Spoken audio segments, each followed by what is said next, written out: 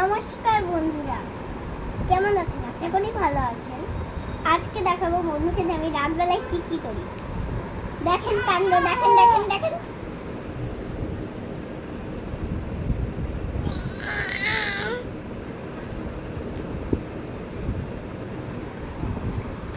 আজকে একটা কথা বলি, কোনো থাপুস বলি গেলে আমি বলতেছি দিদা আমাকে লুডুস রান্না করে দাও।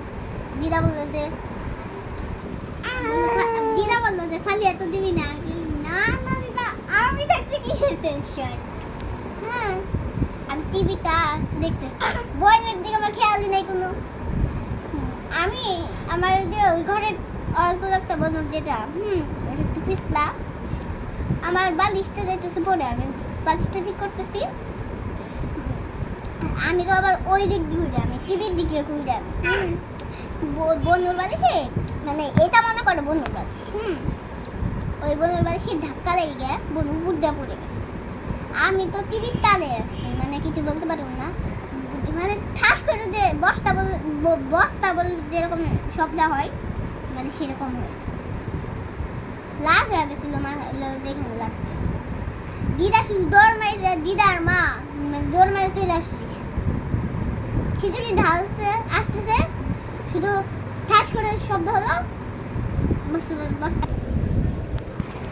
হ্যাঁ, পরে মা আমার বকলো অনেক বললো।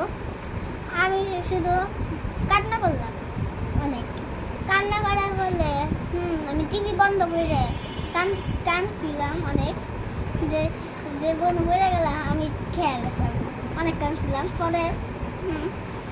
পরে ভাই মানে তারপরে আর কি আমি লুডোস পুরোপুরি খেলাম না, খালি ওই একই ঘটনা খালি বারবার মনে হচ্ছে। মানে লুডোসও ভালো লাগতেছে না, তাড়াহুড়া করে খালি ওইটাই শুধু মনে পড়তেছে আমার খাওয়ার সময়। তা এখন তাও দেখা যায় একটু কমছে, সারছে, মানে কিছু আর করার নাই। হ্যাঁ।